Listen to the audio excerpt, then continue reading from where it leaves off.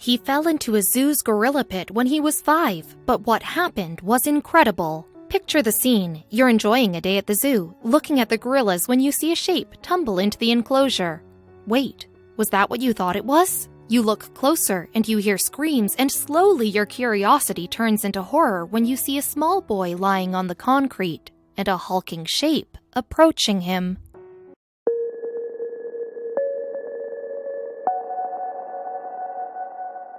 The recent controversial shooting of Harambe, a silverback gorilla at the Cincinnati Zoo, and the events leading up to it may be the current hot topic in the media, but it is by no means the first time that a child has fallen in with gorillas. Indeed, 30 years ago, one such incident would change how people saw great apes forever.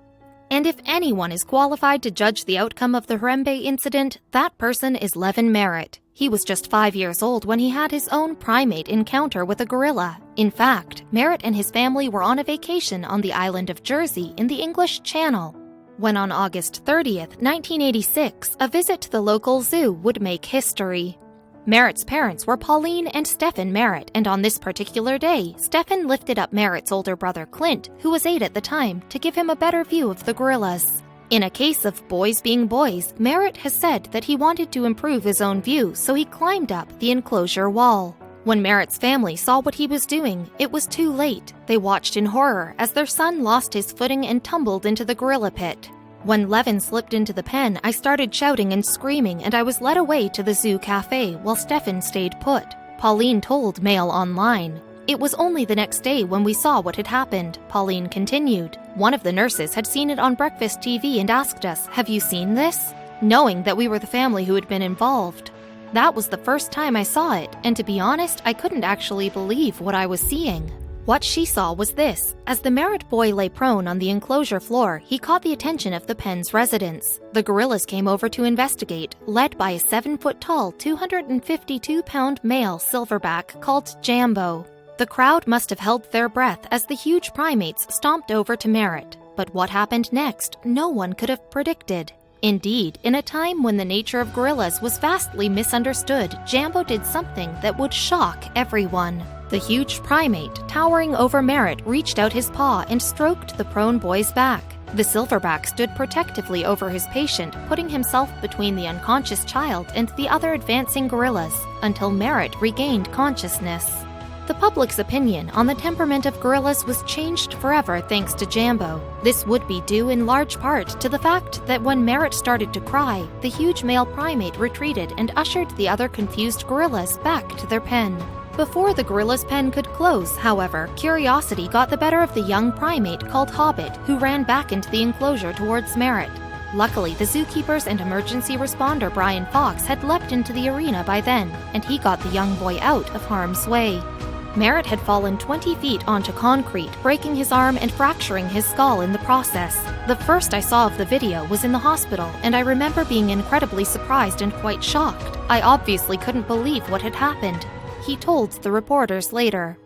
Merritt's life was changed by the events of that day, both for better and for worse. He remained in contact with the zoo, visiting it on many occasions. He even cut the celebrity ribbon marking the installment of a bronze statue to honor Jambo, who passed away in 1992.